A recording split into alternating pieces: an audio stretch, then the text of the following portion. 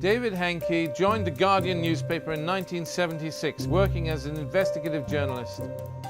He actually was named Political Journalist of the Year in 2012, and his exposure of the Cash for Questions issue in regard to the British Parliament led to the resignation of two of Britain's government ministers, Neil Hamilton and Tim Smith.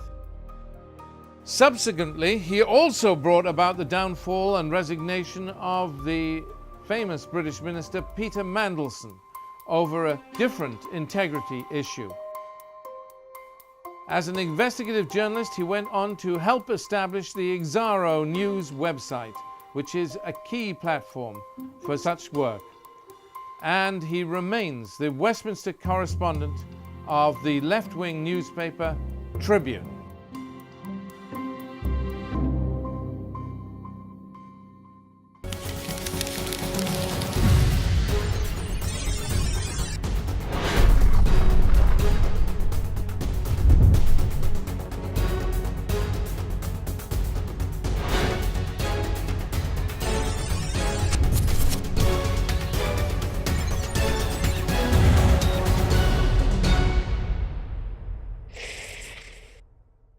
Well, welcome. It's great to have you with us. Our guest today is David Hencke, and he's a journalist and quite a famous one, and it really is an honour to have him with us. David, thank you for being with us.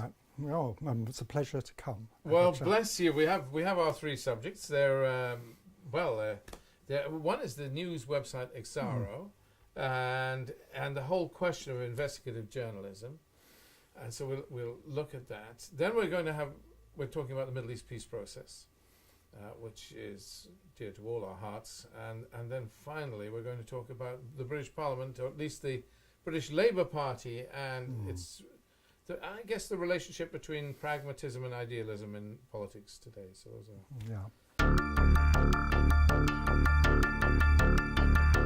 Britain, as with many Western countries, has a long tradition of investigative journalism. It's led to major stories exposing problems that have faced the United Kingdom politically over the years.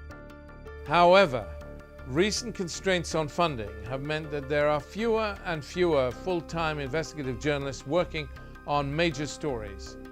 This shortcoming has led to the establishment of the Exaro News website by a few committed journalists, one of them being David Hencke himself. It's a website dedicated to exposing financial wrongdoing and other issues of impropriety in regard to the British establishment. So, David, Exaro. Now, Exaro was set up because of a cogent need, because it was set up, I guess, to expose issues that others were not exposing. I mean, can you tell us a little about that to kick off our discussion? Yes, I mean, its sort of motto is holding power to account, which is basically investigating subjects that people would rather were not investigated if you're in the establishment. Yeah. And actually it has very interesting history, because the man behind it, Jerome Booth, is a multi-millionaire who believes in innovative companies, and he thought there was a real need for independent investigative journalism. And with the present crisis in the media, in the sense that print is dying, there's this massive change to the internet, that if one could set up a web-based site that concentrated solely on investigating matters and wasn't basically following the daily news agenda, there was a chance if you gave journalists their head and were able to sort of look at something for quite a few months, they would actually uncover things that people didn't know about. Because this is bread and butter to you in a sense. Your whole history has been in exposing, well, I mean, not exactly corruption, but a lack of integrity on the part of politicians. You brought about the downfall of two ministers over cash for questions, where for this. How do we explain this to our members in the Middle East? Basically, the ministers concerned were taking money to raise issues in Parliament without declaring they were taking. That's correct. And in fact, actually, the person who paid them was Mohammed al-Fayed. You're right, the Egyptian entrepreneur. The entrepreneur of Harrods, Yes. sort of really came to us because he couldn't believe in Britain that such a thing could exist, because Parliament was well renowned and Britain doesn't stand for corruption. And basically he had a sort of major dispute with Lonro at the time over the ownership of Harrods, and basically needed support of MPs. And he contacted a lobbying company that no longer exists called Ian Greer Associates, but it was very, very powerful lobbying company at that time. It had basically a turnover of about a million, which for the time was a lot for lobbying, and it represented all sorts of blue chip clients like British Airways, for example. And basically, through the meeting of these ministers, although they were MPs at the time, it came out much later actually what had gone on. Basically, they were prepared to take up his case, but it appeared that payment in what was famously known as brown envelopes was made. And it's rather fascinating because today Tim Smith admitted it all, and he did resign. Neil Hamilton said it was not true, and he still to this day denies it really happened. But he was forced to resign. He was forced to resign. He stood for Parliament again, and he was famously defeated by a man in a white suit called Martin Bell, who again will be familiar to many of our listeners because he's, well, some of our listeners, because he's a famous reporter covering at one stage the Middle East. I mean, do you call that corruption, or is that just simple lack of integrity? I mean, it's a mixture of both, actually. I mean, it's a lack of integrity because no one should take any money, and there is a sort of slight corruption if you are actually accepting money for acting for someone when you are a member of Parliament. I mean, if all members of Parliament now were taking money, this would be outrageous. It is the lack of integrity is in the fact that it wasn't disclosed, or would it have been all right if it had been disclosed? If they had said, I am employed by Mohammed Fayed, and I'm going to ask this question, would that have been all right, or is that not? No, at the time, the rules were quite lax, because after we exposed this, they set up something called the Nolan Committee, which laid down all sorts of procedure for people. And actually now, if you were raising anything in Parliament that affected someone you worked for, you would have to declare an interest, both if you were on the floor of Parliament or but what I'm trying to get to is would, in your view, because I wonder about this, if you work for somebody and you raise an issue that is helpful to them in Parliament on their behest, even if you declare it, does that show a lack of integrity to do it in the first place? I mean, which is a point, but actually the rules do allow you to raise things if you're declared. But at the time, it was pretty appalling because he not only was this not disclosed, but he didn't even disclose that Mohammed Al-Fayed, who owned the Ritz Hotel in Paris, a plush place, had him to stay for a week, all free, you know, with, and that wasn't actually disclosed at the time. So it was a general attitude at the time. And in fact, I think why we got the story was quite interesting, because other lobbying companies came to us privately and said, look, if this lobbying company allows this to happen, i.e. MPs pay, we can't compete unless we start paying them. And we don't want to pay MPs or offer them anything. We want to do a straightforward lobbying job. So in a way, it was seen as pretty bad. And after the after the investigation and everything else, when the books of Ian Greer came out, it disclosed that he had actually been working for President Milosevic. At the time, Britain was opposing sanctions against Serbia, which again is unethical. Well, I mean, yes, but that's less. Well, no, I know it's not. No, actually. no, So because also, we were not supposed to be trading with them. Yeah. So. What about the?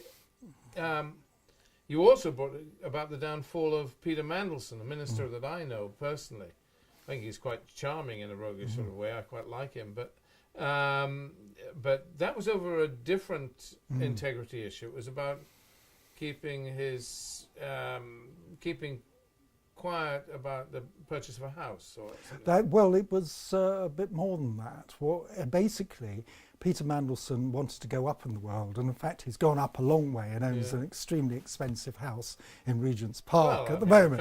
Well, we can't complain about that. But at the time, he lived in a flat, and he wanted to buy in Notting Hill, which is, of course, now famous as where all the wealthy Conservatives come from, the Notting Hill set.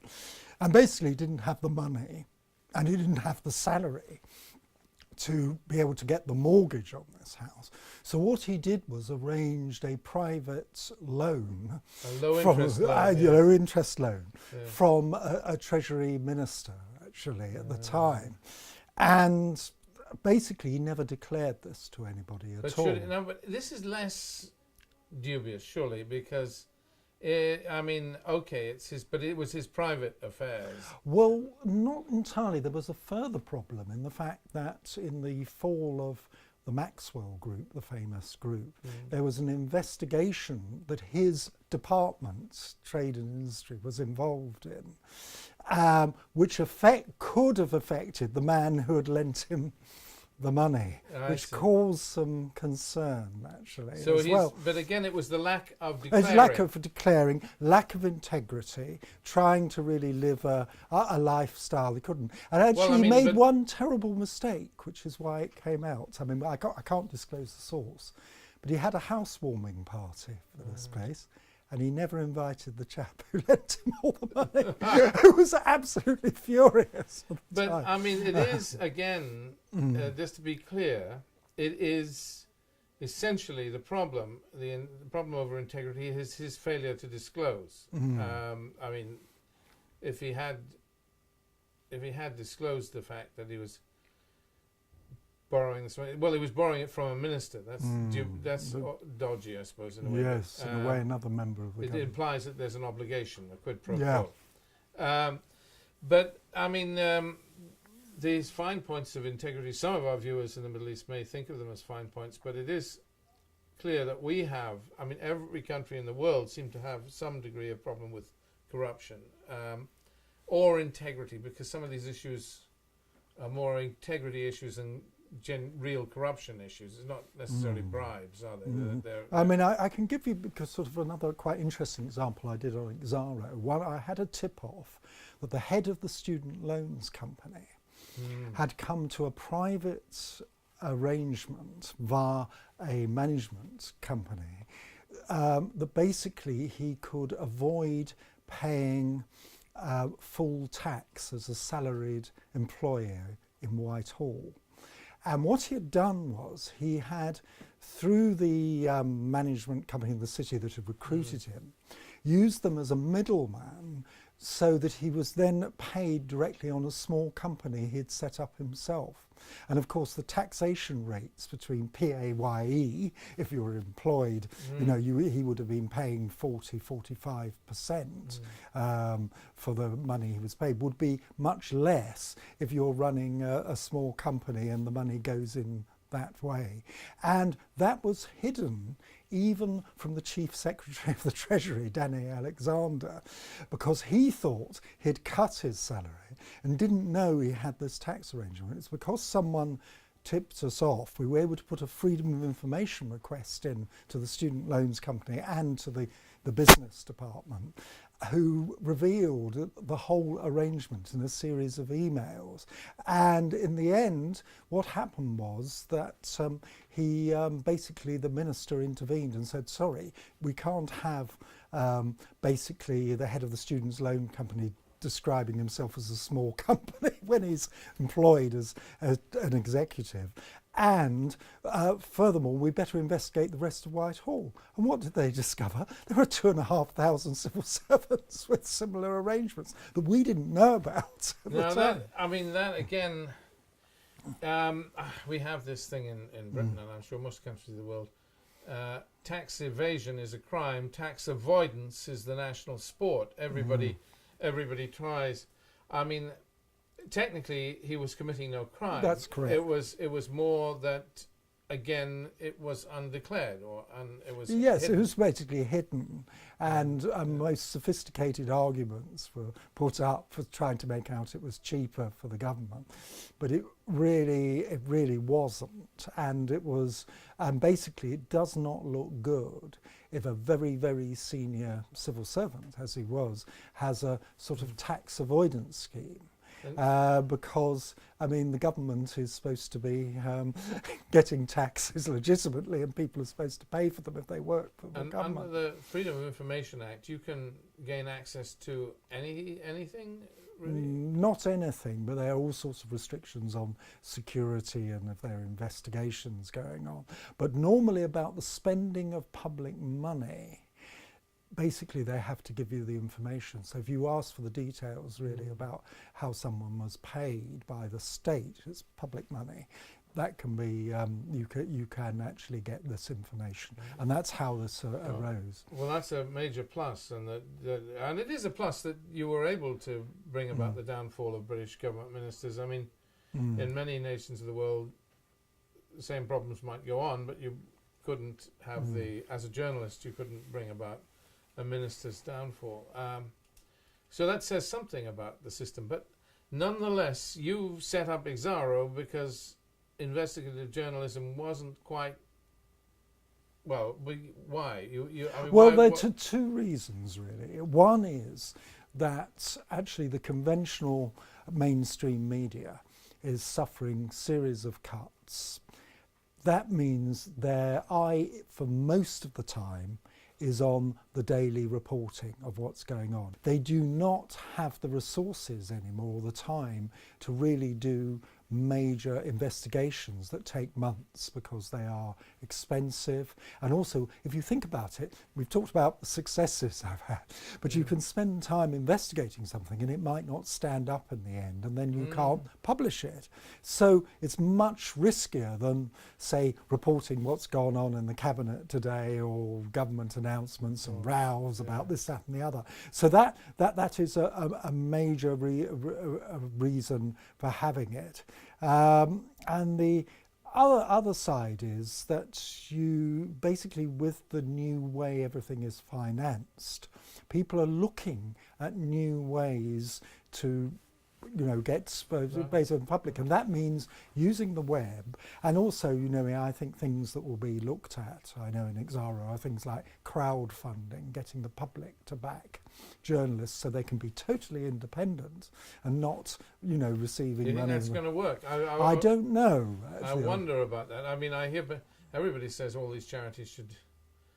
There are a lot of. It's quite difficult, crowdfunding. You've got to get past a certain threshold before you get anything. And cloud funding, isn't it? Crowd or cloud? Crowd funding, yes.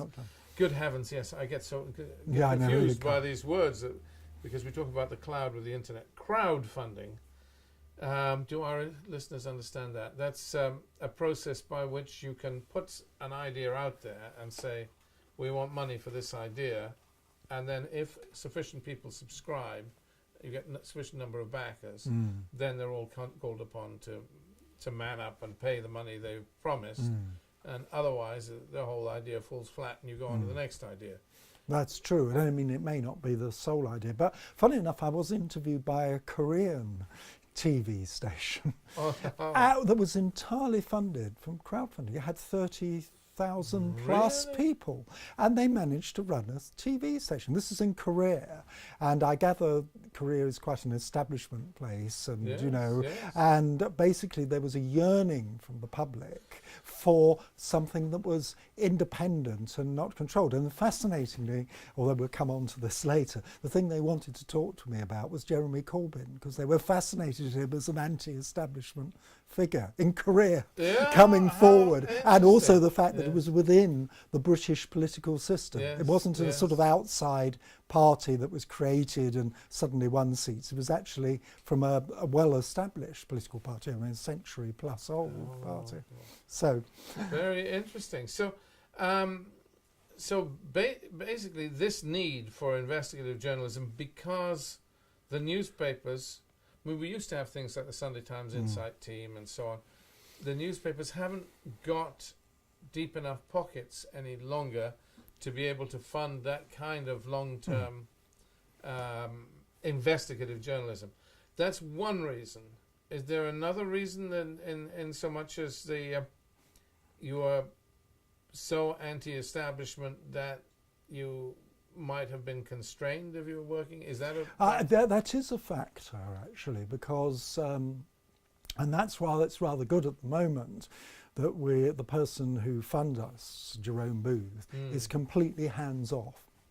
He doesn't even know what stories we're writing about, which is very, very unusual, because if people are working for the mainstream media, not only have you got you know, the fact that the government might try and lean on them, but you've also got the owners who, while would not be involved in directly ordering an editor to do this, that and the other, probably over the general approach constrain. I mean, they don't have to order someone. The person who's working there knows that there'll be certain things the owner won't stomach. Definitely. And and basically you do need a completely independent voice that's not going to be frightened by anybody, and of which actually the government are going to find it really difficult to lean on, because actually there's no obvious way, because they can't also say, I mean, one thing you could do is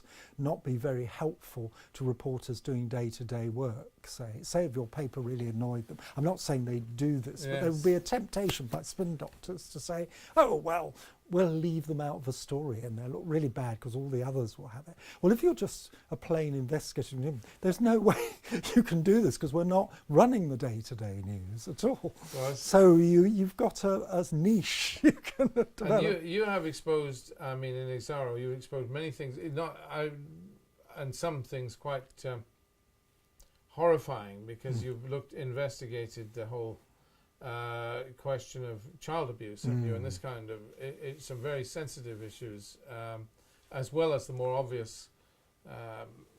Anything that's covered up is what you're set up to deal with. And actually, I must say, in the child abuse thing, it's about the most difficult and risky thing to do, because if you're investigating, say, something like, I was talking about the tax affairs, say this, you can have documentary evidence in the end that can prove what the situation is. You've got emails and other things.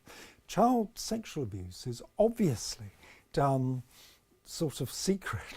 Yes. And if you get very powerful people and they are involved in this, they don't want anybody to know, because the reputational damage, their careers are finished. Yes, understandably. So, and also the people you have to interview, in other words, the victims of this, are quite damaged because of what they've gone through. So therefore, previously, if a court case came up alleging child abuse, the barrister for the person accused would immediately run into the history of, the abuse and say, well, he's damaged, he takes drugs, he does all sorts of things like this, and he can't remember, and it happened. The victim, the victim is then portrayed, because a lot of victims actually have very troubled lives, troubled relationships with people, and so on, because of what happened to them at a very young age. And we found this really difficult to investigate, and the police also, the Met Police, which has launched a big inquiry and has now had to row back because they can't get any corroborative evidence at the moment, even though they had someone coming forward who wasn't as badly damaged as some other people to give it.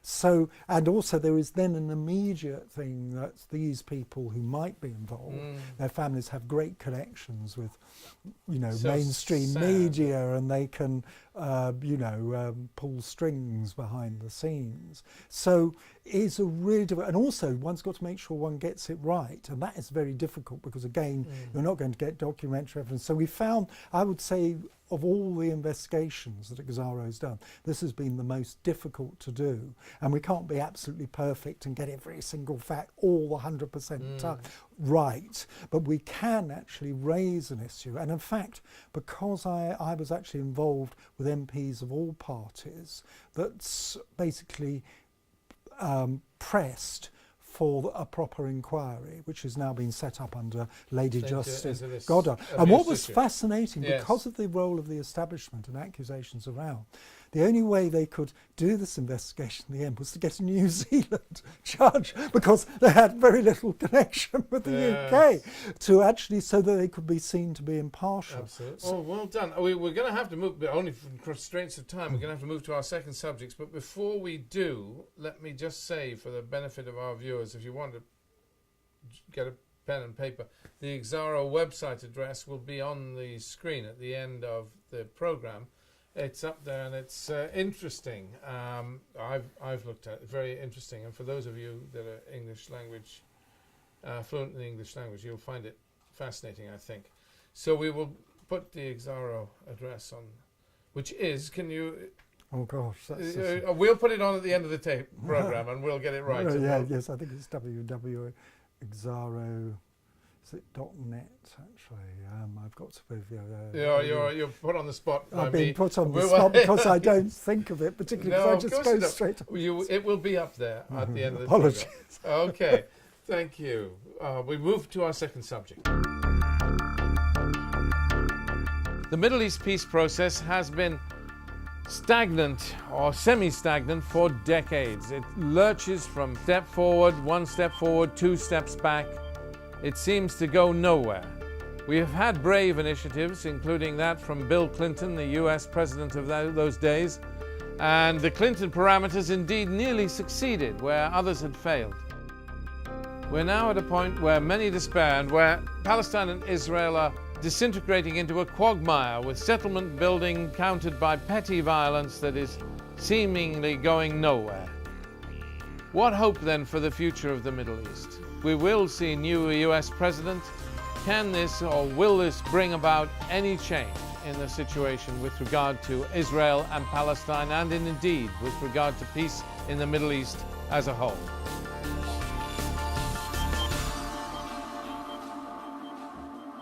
So the Middle East peace process, where do we go? Obviously, it's an interesting point in history because we're going to have a new U.S. president before too long, and presumably it's either going to be Hillary Clinton or it's going to be Donald Trump. I don't know who's going to be kinder to the Middle East and the Middle East peace process. Hillary, you would think, but she's not like her husband, the former president, in so much as she's not perceived as, perception is everything, she's not perceived as impartial as Bill Clinton was over the Middle East peace process. She's seen as, rightly or wrongly, slightly partial to Israel. And the alternative, Donald Trump, is going to presumably do nothing about the Middle East peace process. He's going to be an isolationist, one assumes, in regard to Middle Eastern foreign policy, which is probably just as well, because some of his views are very, very scary. Not to say go beyond xenophobia to almost racist, aren't they, really? It is disturbing. But, however, who would be better for the Middle East peace process? The US traditionally has taken a lead role, and I find it hard to see, I almost think, because of his disinterest for both, Where are we going with this? Is there hope? Is there any hope for the Well, there's a Middle East peace? glimmer of hope because of Syria, because we've at least got a partial ceasefire in the sense, I mean, it may not be holding, but it's certainly more holding than not holding, if you see what I mean. Well, And what yeah. is also fascinating that you've not mentioned is the galvanizing side of this has been the intervention of Putin from Russia coming on the side of Assad, who was gradually being pushed back, but it was obviously going to take years and years, and all the people who were fighting in Syria, they didn't all agree with each other, to put it mildly, whether it was in Daesh and the sort of Islamic State Yes. to one end, to the more democratic side of the, you know, the original opposition to Assad. And Russia somehow seems to have played a rather curious thing. One, they're playing a geopolitical role in the sense that they obviously want a permanent base and sort of as a world power in Syria, exactly. and they backed Assad for that reason. But then they suddenly withdraw just at the point when actually the peace process has started, leaving Assad knowing that he can't just use the Russians and incorporate the whole of Syria, you know, just win and just use the Russian forces to do that. And you sort of wonder whether there will have to be some agreement if they can get rid of the Islamic State, actually, which I think they can only really do with basically on the ground rather than bombing. And actually I can't see the appetite of either Clinton or Trump to go in there, or even Britain, really, although if I might diverse, it's quite fascinating watching the government the government has a sort of issues press releases from the Foreign Office and Defence side. If you've looked since the Conservatives became a full majority, they're definitely yearning after being a world power again. One, they had an argument with Jeremy Corbyn over whether we bomb sort of Syria as well as Iraq, and in the end they got that through. But then if you look at some of the other things, you suddenly find that the Brits are training the Tunisian army to fight because they've put a press release out on that. They're in Nigeria with Boko Haram, you know, the group there. Large numbers of British troops in Jordan. And Jordan. Yeah, very large numbers, actually. We're talking about a paid-for Gulf state base, you know, naval base and a thing in there.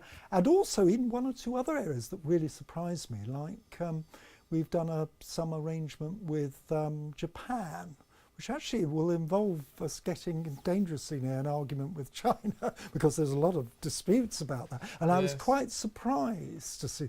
And then I think just over this weekend there's been a sort of more general thing saying, well, Britain is going to be more active.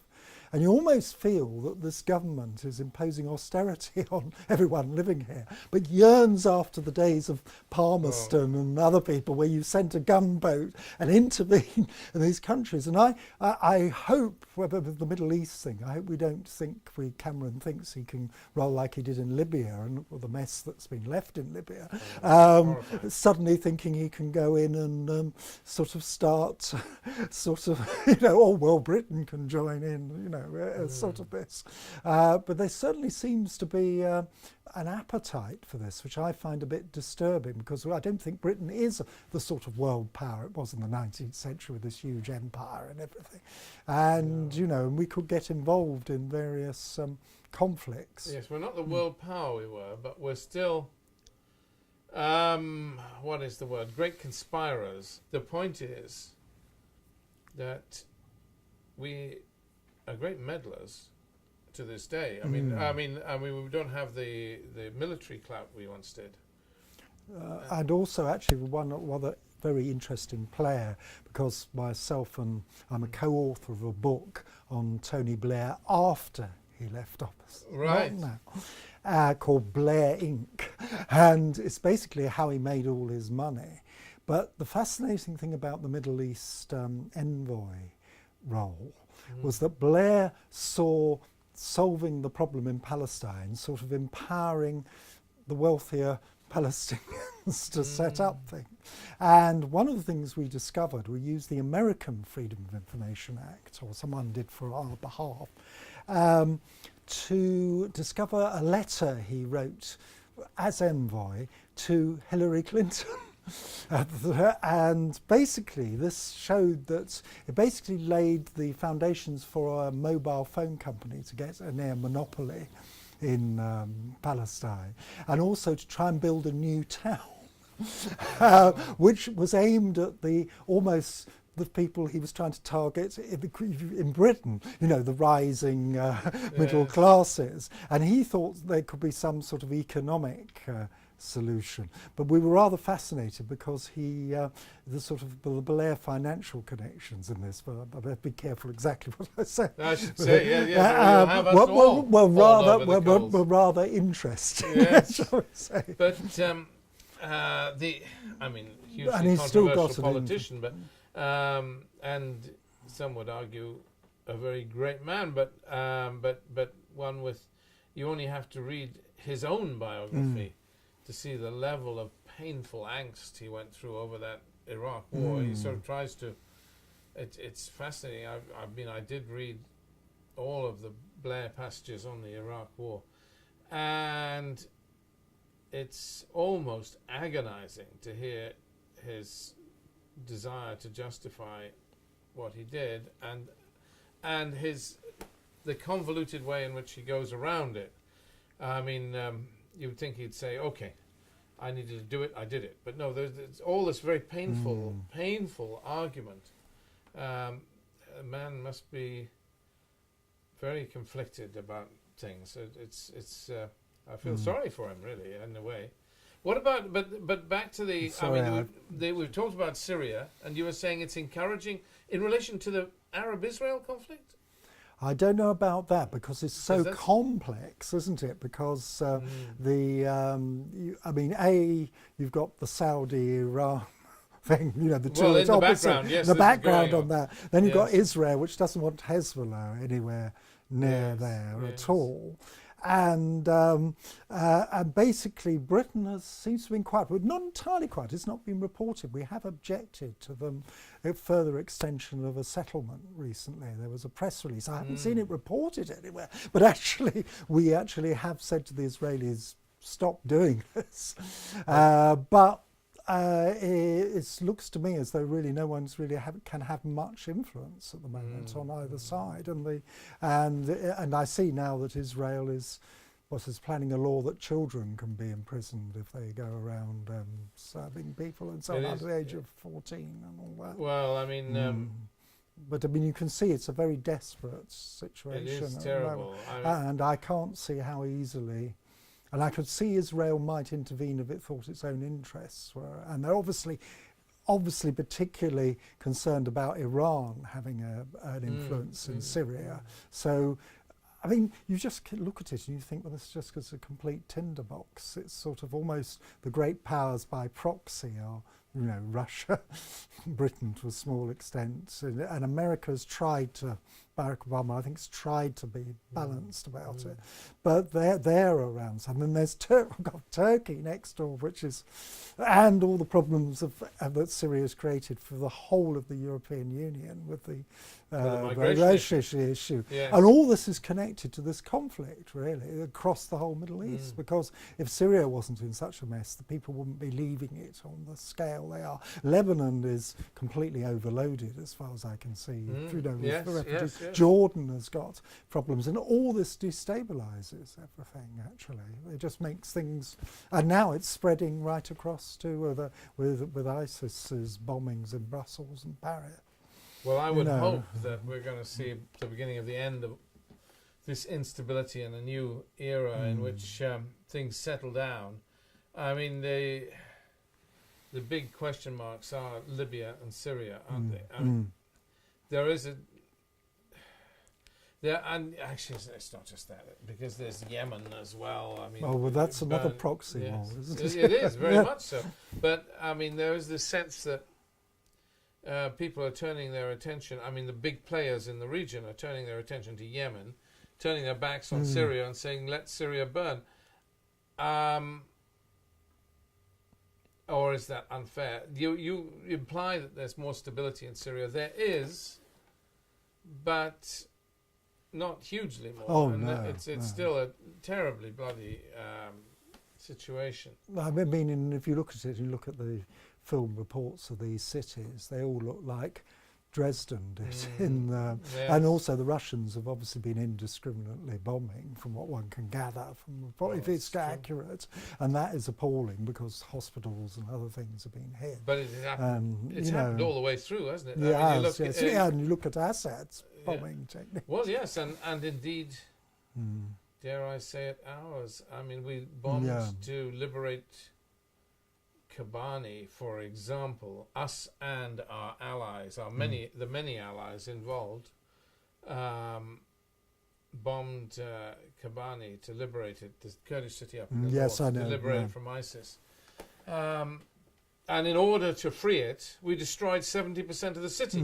You know, I mean, is this liberation? And actually, that's another interesting. I've not mentioned about the role of Kurdistan, because you can tell that Kurdistan actually, they've got a sort of plan for where they want to be. Yes. And you can see Turkey looking with horror, because the last thing they want is an independent Kurdistan with a access to oil wealth, quite easily obtainable oil wealth as well. You don't need great massive North Sea technology to get oil and gas out of it. It's actually just under the surface, from what I can gather. I read a book about all this, the oil power. You can see that the Kurdistan could probably eventually have some sort of stability, but then what the rest of the Middle East will look like. And also some people seem to have the idea they can sort of spread all the way along Turkey. Well, that actually is going into areas that aren't Kurdish. And you think, oh, well, that is going to lead to a backlash against the Kurds. I mean, it's hugely difficult. It is really. It is really. I mean, I do find it. I mean, it's quite difficult to know what to say. And yet, we do have a sense of things moving forward. I mean, there are new players on the board, and even in relation to Arab-Israel conflict. I mean, Abu Mazen is very old. You're going to, at some point soon, have a new Palestinian leader. It's either going to be Dahlan or it's going to be Marwan Barghouti or whomever, but you're going to have a new Palestinian leader with something to prove. And up till now, Abu Mazen has made a mistake, perhaps, that Arafat would never have made. He said unless settlement building stops, we won't engage in the peace process. Arafat never allowed. That gives Israel the opportunity to stop the peace process just by building another settlement. Which is what they're doing. Which is. Arafat would never have done that. I mean, it's insanely cutting off your own hand, in my view. I won't be welcome in Palestine again now having said that. But anyway, that's, but I do think there is a breath of a chance for a new future, and you've implied that with the things that are going on in Syria are sort of positive. And Iran, actually, the elections are at least it's the right direction. Yes. I don't know how meaningful they are, but and that has been quite interesting, because Barack Obama has been attacked, hasn't he, particularly by Israel for trying to negotiate something rather than have a war. Well, and you could tell Israel would really like to bomb Iran and get rid of this. It was a close call. If it hadn't been for Obama, I guess we might have seen a war with Iran, and that would have been interesting. So maybe a better world around the corner, we hope. Yeah. And I'm sure all the people of Syria certainly hope so, and Libya. We move on to our third subject, if we may, because, again, pressure of time. Bless you. I'm very glad my honourable friend has raised this. I will certainly. There has long been a conflict between those who would label themselves idealists and those who label themselves pragmatists, the one looking down on the other and vice versa. But British politics has been shaken up with regard to the British Labour Party, which has elected an idealist as its leader in Jeremy Corbyn, a man hated by many, loved by many, a controversial figure a man who believes in unilateral nuclear disarmament, a man who is essentially a pacifist, a man against war, a man for peace in all circumstances. Can this man be Prime Minister? Can we see an idealist of this kind lead Britain? Is it likely? Is it possible? And what would this mean for British politics?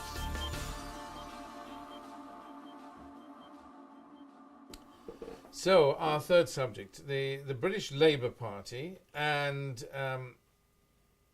yes, and the question of integrity versus idealism.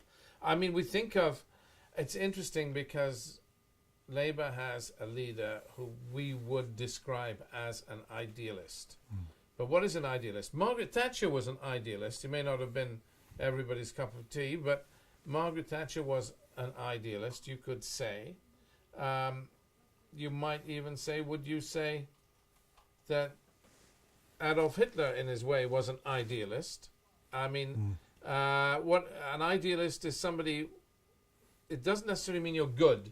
You can be good, you can be bad, but it means you have a vision that you pursue, and you push other things to one side. Is that fair enough? I think that it is fair enough. Whether I would say Adolf Hitler's idealism was pretty dire. But, well, it was pretty awful. He was as evil as you can get. Yeah. But, and I would say Jeremy Corbyn is an idealist in the sense that he has a vision of society. And I think this is why the Labour Party members elected him. Because I live in a place in Hertfordshire which is true blue conservative. Yes. But it has a Labour Party as well. I mean, and it's not got many seats. And I noticed during the campaign in my local Labour Party that suddenly all these new people turned up. And they were a mixture. They were young people who might still be at school, or students who were definitely fired by it. And there were older people, and the press at the time said, oh, it's a wicked left-wing takeover infiltration. Well, one of the older people came from a place called Chorley Wood, which is a suburb, and has not been known as a centre for militant tendency in its entire existence. And he was someone came in. And now, what they were saying was quite interesting. They'd gone to the hustings and they'd seen the rivals, Yvette Cooper and Andy Burnham. Yes, so these are rivals for the Labour Party leadership. Yes. And they basically said, well, I don't know what these people stand for. You know, well, what do they want? So was it just the same as the Conservatives, or a bit nicer, or what? And they heard Jeremy Corbyn, and they didn't say, I absolutely agree with everything Jeremy Corbyn stands for. But they said, well, he knows what he stands for, and he believes in something.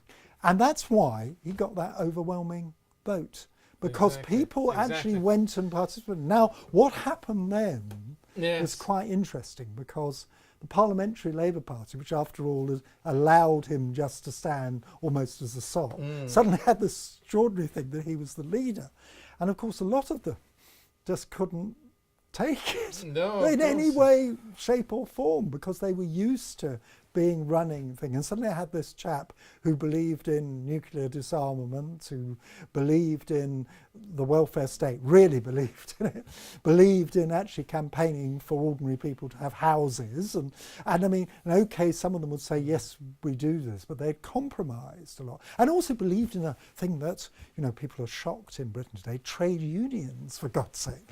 But people forget there's still 5 million people who belong to trade unions, which is a lot of people. It's just they're not featured in. So what happened is they didn't like it. The lobby, that is the journalists I talk who do the day-to-day reporting, were horrified. I mean, a lot of them, it's fascinating, there's almost a class thing in this. Some of them, the top BBCs, are old Etonians, and I won't devise too much, but you get James Landale, who's a very decent and really good journalist, talking to David Cameron. They both went to Eton, and this is why David Cameron in the election said he wasn't standing anymore, because he forgot, he thought he was talking to a fellow old Etonian. He forgot this was in front of millions of people. Now, and people said to me, even left-wing journalists said to me, oh, Corbyn, it won't last a week. And I said, why do you say so? Oh, the first Prime Minister's questions, he'll be shown up as completely useless. And that'd be the end of it. And then everyone will walk away. And, Yes. and then they got this big shock because he ran this technique of actually doing something that he believed in. That ordinary people should be able to ask the Prime Minister something, sort of unheard of. So he started quoting all these people. You could tell Cameron thought, what on earth's going on? He did recover well, but so he set, as an idealist, a completely different view of the Labour Party. Now, will it work? You're going to say. I'm sure it's something. Well, I mean, it's more than that. I mean, the alternative is pragmatism. You want leadership from your politicians that's going to achieve something. It will. I noticed I have two sons, and the younger of them was talking about voting Labour again for the first. Well, he hasn't long started voting, but he's been voting for the past 6 or 7 years, and he's talking about now he thinks he can vote Labour because they have an idealist in charge. But there is an argument that it is actually better to have a pragmatist who can bend a little from their strict principles and get things done. Because at the end of the day, what are Corbyn's chances of being elected? They're pretty small, aren't they? They are, but again, you're seeing this through the prism of the national media. There's a great little Twitter feed called Britain Elects. And every day, this guy, I don't know who it is, basically checks the local council elections every Thursday night. And the result doesn't tally with the idea that Corbyn is completely unelectable, because what seems to be happening, he's certainly polarising because the Tories in their strongholds of Bushy and these rural seats are getting larger majorities in the council thing, and Labour is not doing as well.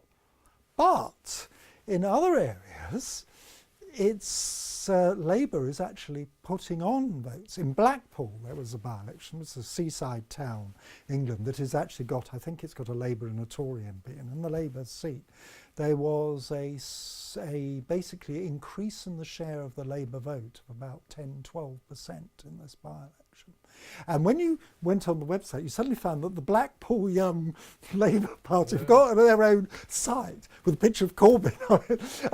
I'd said, God, it was hard graft. But I tell you what is happening, it's rather odd, and we don't know, I can't explain this entirely. The other person who was seen as anti-establishment was Nigel Farage of UKIP, who had a particular view. What is happening around the country is UKIP are collapsing. Well, their vote is going down 10 in real elections. They've lost seats. Where they stood before and would gain a seat, say in Essex. There was one by-election in Essex. What happened was Labour won the seat because it was a Tory seat, and it switched because UKIP couldn't muster enough votes. In quite a few areas, their share of the vote is down 10-15%. And these are real votes, they're not opinion polls. Now this is United Kingdom Independence Party, UKIP, which is perceived as, rightly or wrongly, but it's perceived as to the right in British politics. It's certainly anti-migration, or at least anti the level of migration we have it now. The UK Independence Party, but nonetheless, in terms of numbers of votes, it has had more than the Liberal Party, for instance, in the last general election. I mean, but it doesn't look like it's going to be as lucky as this, because if that was the case, they would be, as they were in the run-up to the 4 million votes plus they got, they were winning council seats all over the place. And in fact, they won a council in Thanet in Kent, and they've actually lost it because they quarrelled among themselves. And then the Conservatives and Labour started taking seats off them. So actually, there is something going on. The electorate, although you wouldn't think that a UKIP voter would go to Labour, but it appears that some of this is happening, actually. But and then we'll have this referendum. You got any judgment Well, call on that is going to be interesting, and I think this might be why UKIP vote is going down. UKIP stood for having a referendum to get out of Yes. Europe. David Cameron gave them a referendum to get out of Europe if they want to. And actually, so therefore I think the public is thinking, well, what exactly is the purpose of UKIP? You know, in that sense, because I can vote if I want to go out or not. I mean, the time, my gut feeling at the moment, and I may be entirely wrong, is that probably we will remain in Europe because it's evenly balanced, but because actually the other people can tell you why we need to remain and what Europe brings to you. And Corbyn has an interesting line because he's interested in the social Europe, the rights of, you know, workers to have 5 weeks holiday and all these sort of really sort of bread and butter issues for people. And he has actually, while not campaigned very overtly for it, is actually allowing the Tories to quarrel with each other. So you had this amazing graph, you know, it used to be, the graph was saying Labour is totally just, you know, 70%, and now people are saying the same of the Tories. Yes. It's happened in the last week, but I think... And the Tories is totally dysfunctional. Yes, they are dysfunctional. And people are also saying, and it was fascinating, this was again the lobby view of life, they were saying, of course he has no chance of winning. And in fact, look, we can prove it, the opinion polls show the Tories have got 8% lead. And then a poll came in suddenly saying they're level pegging. So the story was put out, this poll was totally rogue and couldn't possibly be true. And then another poll came out saying Labour's got 1% lead, or another one saying, well, actually the Tories have only got a 1% lead left. Whatever happened was their trend had happened. And people are saying, well, no, it's impossible. He's unelectable. And I wonder whether the Tories could so mishandle things in the next few years that people say, well, damn it. You know, I don't agree with it. I mean, the possible next Tory leader is our blonde bombshell from London, the outgoing mayor of London, Boris Johnson. So idealism versus pragmatism. So you're, stating the obvious, you're an idealist every time. And but I would also say Jeremy is a bit pragmatic, and I'll tell you why. Yes. He won. You notice in Oldham, the town in the north of England, there was a by-election, and everyone said, "Oh, they'll lose," or it could be a close-run thing, and this would be bad news. They didn't. They got a bigger majority. And why is a pragmatist? Jeremy, the Blairites, the more moderate puppet, used to intervene in all these by-elections and place their special advisors and other people as the candidate so they could increase their power.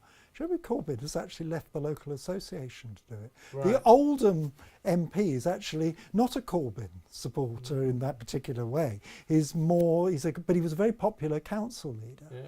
And I noticed he's done the same. There's a by-election coming up in Sheffield where an MP sadly died of cancer, and his widow is standing.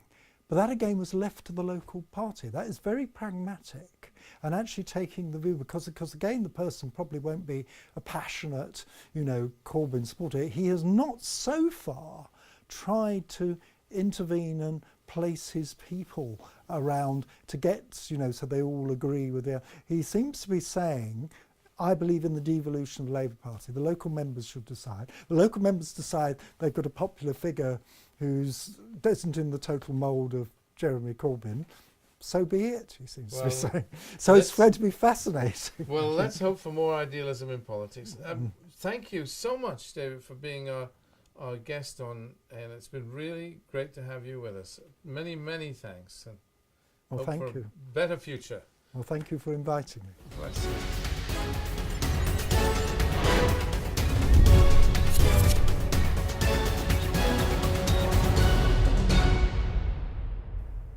Well, David Hencke, that was interesting and uniquely thought-provoking, because we have a range of issues there. I am troubled by the fact that most major newspapers no longer have the time and space for proper investigative journalism. It's a budget issue, it's a cost issue in a modern cost-cutting world where newspapers have to make real profits, but it's troubling. It is bothersome. We used to have much more investigative, in-depth journalism, and it's because we don't that we now need websites like Exaro. And then there's the other issue. Corruption is not unique to the Middle East or unique to South Asia. There are questions of integrity with regard to life here in Britain, in the United Kingdom, and we have to think about that. We have to face that challenge because we are all challenged with regard to our personal integrity. It's a battle in which we must all be vigilant. I think it's enormously important. Then there's the conflict between idealism and pragmatism. Is pragmatism wrong? Is it wrong to be pragmatic? I mean, many of us are pragmatic, and in our daily lives we have to be pragmatic. Let's face it. You have to make pragmatic choices. You can't help but make decisions on what is most practical and most sensible. You can't always be driven by hard idealism, and if you are, then you can become a fanatic. You have to watch yourself there, but nonetheless, we all need to set the bar high and have a set of principles which we live by and which we adhere to. They're very often, I think, they're kind of like a bright and morning star, something that's guiding us. We can't always be there, but we should always be conscious of the principles to which we adhere. The issue of the Middle East peace process, I mean, we touched on it. It was a decision. We decided to address that issue. Perhaps it's such a complex issue, we didn't address it fully. But do come back to us on it. I feel more hopeful. I think we are going to see new leaders in the world. We're going to see Abu Mazen will retire at some point, perhaps this year, perhaps next year. We'll certainly have a new U.S. president in some shape or form by next year. What does all this mean? It means that we've got a new beginning. Why not? It's a new chance, and every new chance should be seized. Carpe diem, seize the day. We need to take our opportunities. The other issue we talked about, the conflict between idealism and pragmatism. Where do we go with that?